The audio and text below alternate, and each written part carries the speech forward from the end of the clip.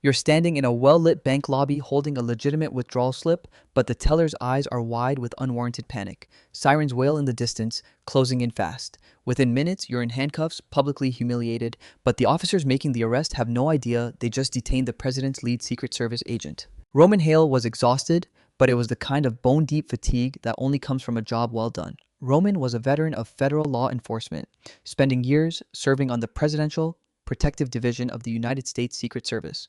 He had spent the previous stretch of time awake, coordinating the security perimeter for an impromptu diplomatic summit in Geneva. Now back on American soil and finally off duty, all he wanted to do was close on his dream home in the quiet, affluent suburb of Oak Brook, Illinois.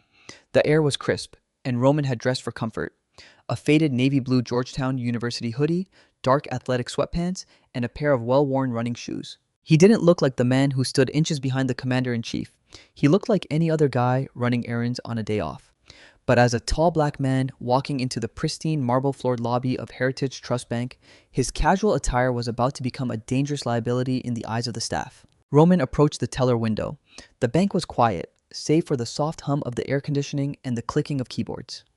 He pulled a slip of paper from his pocket and slid it across the polished counter along with his Illinois driver's license.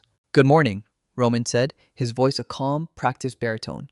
"I need to request a cashier's check for $85,000. It's for a house closing this afternoon. The funds should be clear in my primary savings account."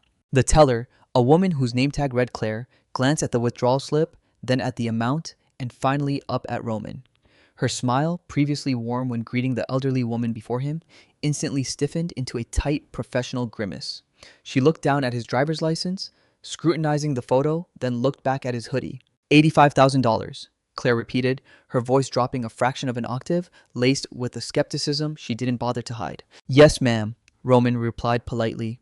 He knew the drill. It was a large transaction, and banks had protocols. He expected to answer security questions. He expected a momentary delay.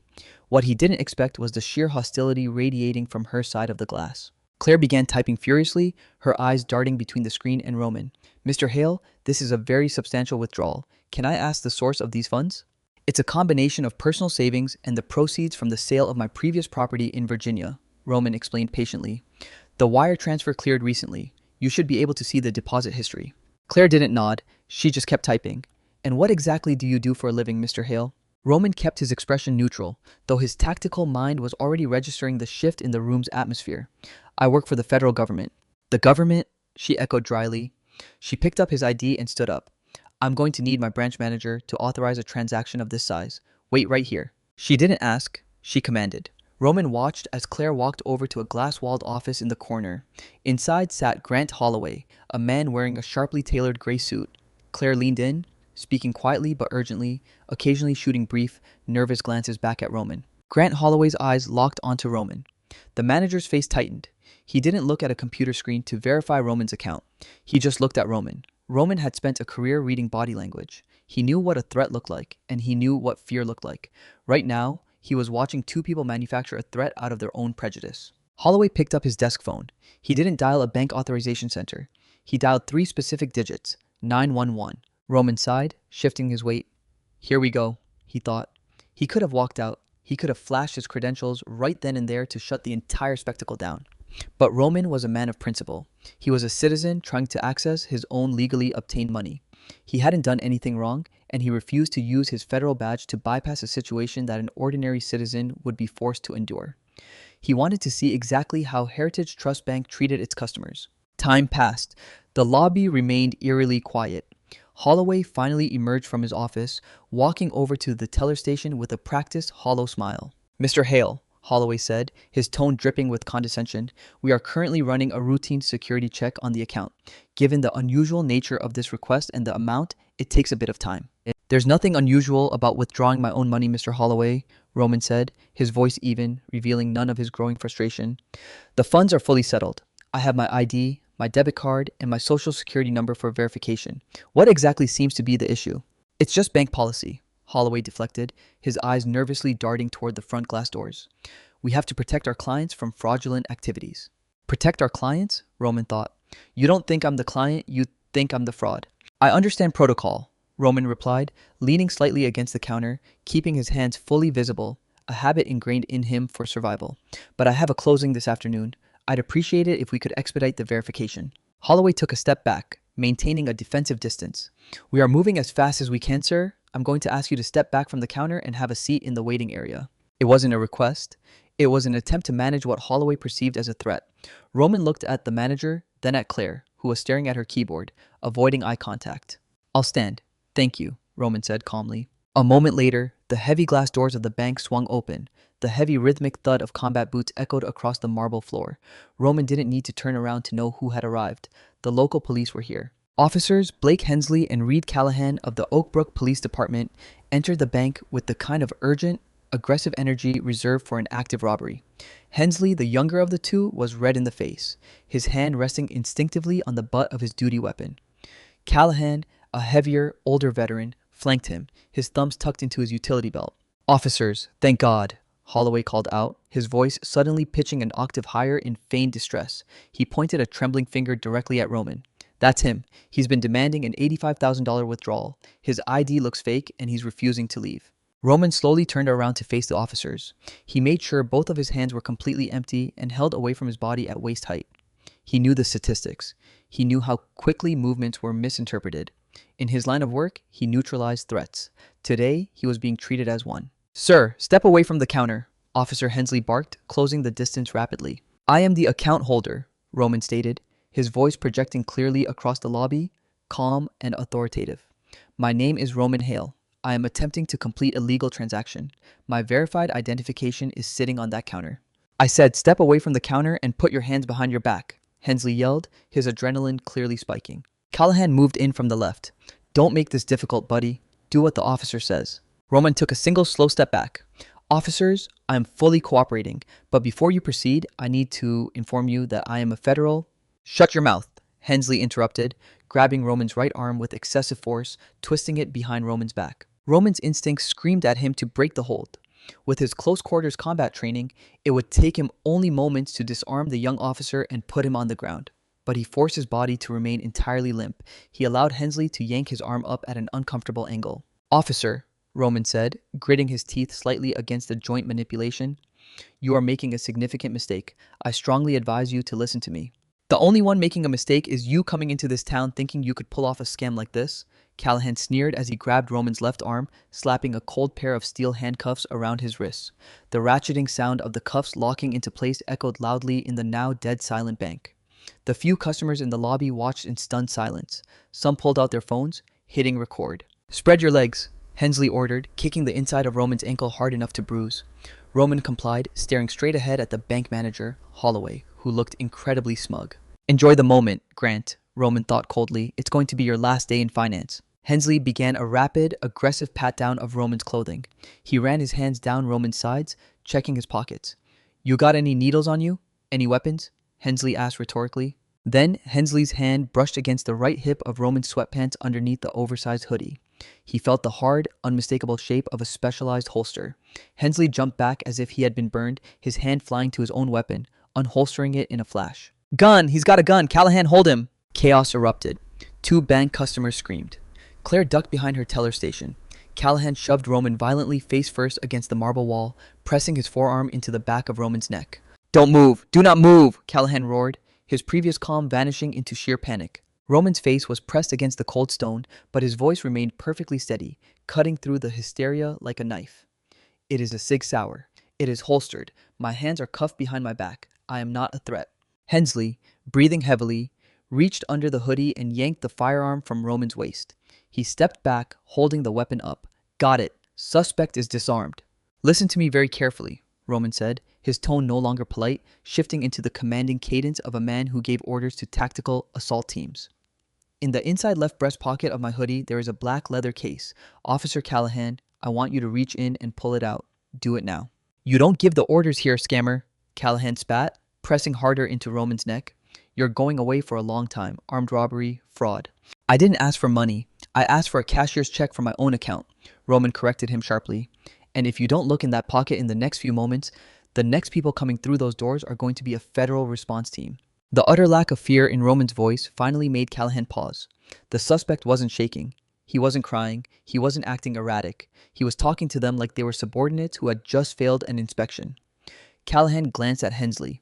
Check his pocket. Hensley holstered his own weapon, approached cautiously, and reached into the left pocket of Roman's Georgetown hoodie. His fingers closed around a heavy leather wallet. He pulled it out. "Open it," Roman commanded. Hensley flipped the leather case open. Inside, stamped into the heavy brass, was the unmistakable gold star of the United States Secret Service set above a federal photo identification card that bore Roman's face. Below his name was his title: Supervisory Special Agent, Presidential Protective Division. Hensley froze.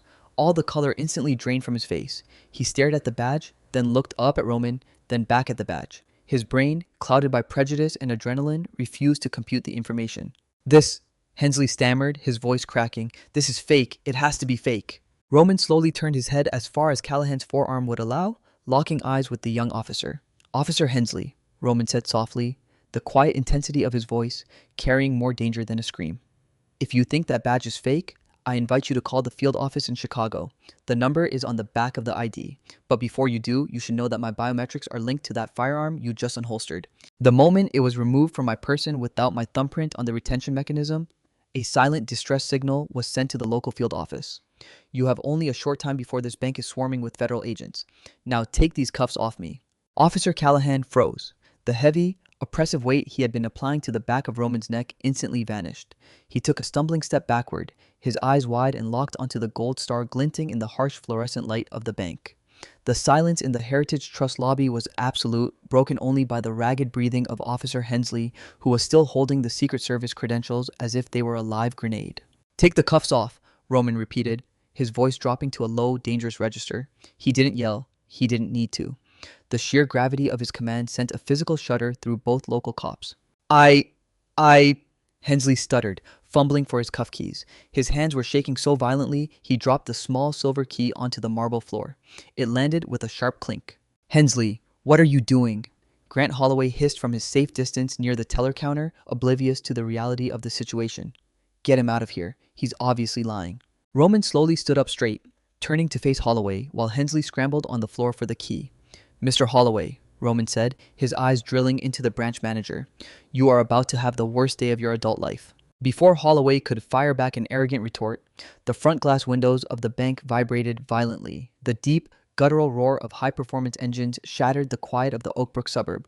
Through the large plate glass windows, Holloway, Claire, and the stunned customers watched as three black Chevrolet Suburbans jumped the curb, coming to a screeching, aggressive halt directly in front of the bank's main entrance. They weren't local police cruisers. They had no light bars on the roof, just flashing red and blue strobes embedded in the grills. The doors flew open in perfect, terrifying synchronization. Heavily armed men and women wearing dark tactical vests with USSS and police emblazoned in bright yellow lettering poured out. They moved with the terrifying, lethal precision of operators who guarded the highest office in the land. "Federal agents, nobody move!" a voice boomed as the heavy bank doors were thrown open. Leading the charge was Special Agent Quinn Ashford, a barrel-chested man who had served alongside Roman for years. Ashford swept the room with an M4 carbine lowered at the low-ready position, his tactical gaze instantly locking onto the two local cops and then onto Roman, who was still in handcuffs. Ashford's face morphed from professional intensity to absolute murderous fury. "Drop the weapon!" Ashford roared at Hensley, who was still holding Roman's unholstered Sig Sauer. "Drop it now, or I will put you down." Hensley shrieked, instantly tossing the firearm onto the floor and throwing his hand so high into the air he nearly pulled a muscle. Callahan pressed himself against the wall, his hands up, his face drained of all blood. Within seconds, 4 Secret Service agents had swarmed the 2 local officers, kicking their legs apart, stripping them of their duty belts, and forcing them to their knees. Agent Ashford marched directly up to Roman. He holstered his sidearm and pulled out his own set of keys. "Roman, you good?" Ashford asked, his voice tight with barely controlled rage as he unlocked the steel cuffs. Roman rubbed his wrist, his face a mask of calm professionalism. "I'm fine, Quinn." The response time was solid. "We were at the Chicago field office processing the Geneva Summit paperwork when the alarm hit the system," Ashford explained, eyeing the 2 terrified local cops kneeling on the floor.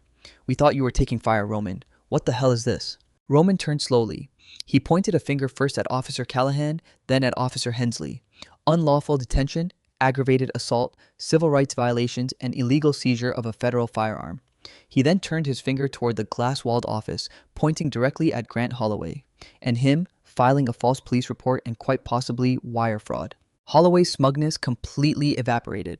He looked like a man who had just watched his own obituary print out on a ticker tape. Wire fraud, he squeaked, his voice cracking. I I was just following security protocols. He looks suspicious. Roman walked over to his firearm, which an agent had cleared and placed on a side table. He seamlessly reholstered it, sliding the leather badge case back into his hoodie. He walked slowly toward the teller counter, stopping inches from the glass. Claire, the teller, was openly sobbing. Suspicious, Roman repeated, savoring the word. I am a veteran of the United States Secret Service. I possess a top secret SCI clearance. I guard the President of the United States. But I walk into your bank wearing a hoodie to access my own legally deposited funds, and you bypass your own corporate authorization center to call 911. It was a large amount, Holloway pleaded, stepping backward. You can't arrest me for making a mistake. Actually, Mr. Holloway, the Secret Service doesn't just protect the president, Roman said, a dangerous, knowing smile finally touching his lips. We are the primary federal agency responsible for safeguarding the nation's financial infrastructure. Bank fraud is our literal jurisdiction. And while I was standing here letting your officers abuse me, I had a lot of time to think about why you were so desperate to stop me from withdrawing $85,000 of fully cleared funds. Roman turned to Ashford. Quinn, I want a federal freeze on this specific branch's operations immediately. Get Agent Sienna Crow from the Cyber Fraud Division on the line. I want a full forensic audit of Grant Holloway's localized ledger. Holloway's knees buckled. He grabbed the edge of Claire's desk to keep from collapsing. The sheer panic in his eyes confirmed Roman's tactical hunch. The twist wasn't just that Holloway was a racist, Holloway was a thief. As a veteran investigator, Roman knew that banking systems were automated. When an $85,000 wire transfer cleared from a title company, as Roman's had from the sale of his Virginia property, the liquidity was guaranteed by the Federal Reserve. There was absolutely no mechanical reason for a branch manager to intervene unless the branch's local cash reserves were inexplicably short, or if the manager was manually floating large client deposits to cover bad bets elsewhere. Holloway had been using the classic security hold excuse as a smokescreen. He routinely profiled clients he believed lacked the legal resources to fight back, specifically targeting minorities and the elderly, flagging their large transfers for fraud review. While the funds were locked in a bureaucratic limbo, Holloway was siphoning the interest and temporarily redirecting the principal into a shadow account to cover his own illicit options trading. When a black man in sweatpants asked for $85,000, Holloway thought he had an easy mark. He assumed he could intimidate Roman, delay the withdrawal, and use the cash flow. He assumed wrong. The bank lobby had become a makeshift federal command post. The local Oak Brook chief of police, Theo Raines, arrived on the scene, practically sprinting through the doors. When he saw his two officers, disarmed and sitting on the floor, surrounded by heavily armed federal agents, and recognized Roman's credentials, Chief Raines looked physically ill. Agent Hale, Chief Raines began, sweating profusely, extending a trembling hand. Words cannot express the profound apology I owe you on behalf of my department. These officers acted completely outside of our training and policy. Roman didn't take the hand. He looked down at Hensley and Callahan. Your officers didn't ask for my name. They didn't verify my ID, which was sitting in plain sight on the counter. They escalated immediately to physical violence and drew a weapon on an unarmed, compliant citizen because of the color of his skin. If I wasn't carrying a federal badge today, Chief Raines, I would either be in a jail cell right now or the morgue. Chief Raines swallowed hard, pulling a handkerchief from his pocket to wipe his forehead. They are stripped of their police powers, effective immediately. They will be suspended without pay, pending a full internal affairs and Department of Justice civil rights investigation. I swear to you, Agent Hale, this will be handled. Oh, I know it will be handled, Roman said coldly, because the DOJ Civil Rights Division is already on their way. You can give them your statement when they arrive. Across the lobby, Agent Sienna Crow's voice rang out from the manager's office. She had plugged her federal decryption terminal directly into Holloway's workstation. Agent Hale, you're going to want to see this. He's got dummy accounts. He's been floating deposits for months. We've got over $3 million in unauthorized redirects. Grant Holloway was currently sitting in a rolling office chair, crying into his hands as Agent Ashford placed federal zip ties tightly around his wrists. Grant Holloway. Ashford read the Miranda warning from memory, his voice booming over the sound of Holloway's pathetic sobbing. You have the right to remain silent. Anything you say can and will be used against you in a court of law. Roman watched the scene unfold, the tension finally leaving his shoulders.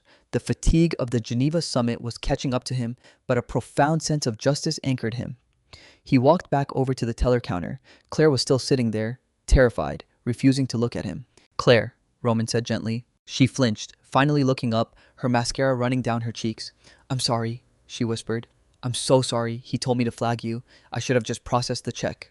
You have a choice in this world about who you take orders from when you know those orders are wrong, Roman said, his tone devoid of anger but heavy with truth. Do better. He reached across the counter, picked up his Illinois driver's license, and slid it into his pocket. A short while later, the regional vice president of Heritage Trust Bank arrived, escorted by federal agents. Sweating and stammering, he personally printed the cashier's check for $85,000, waiving every conceivable fee, and handed it to Roman with trembling hands. Roman walked out of the bank into the bright afternoon sun.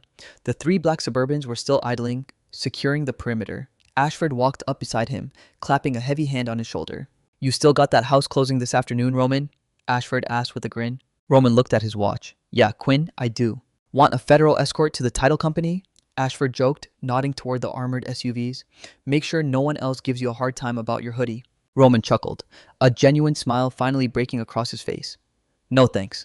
I think I've had enough drama for my day off. I'm just going to go buy my house." As Roman Hale drove away, the flashing red and blue lights of the Oak Brook Police Department finally arrived, not to arrest a suspect, but to transport their own disgraced officers and a corrupt bank manager to federal holding. Roman had walked into the bank a suspect. He walked out, having single-handedly dismantled a multi-million-dollar fraud ring and purged a police department of its worst elements, all before closing on his dream home. Did this story of absolute justice make your blood pump? Roman Hale showed exactly what happens when corrupt authority meets a truly immovable object. No one should ever be judged or profiled based on their appearance. And seeing these arrogant antagonists face instant career-ending karma is incredibly satisfying. If you love this real-life drama and want more intense justice-served stories, smash that like button. Share this with your friends and subscribe to the channel for more unbelievable true stories. Drop a comment below. What would you have done in Roman's place?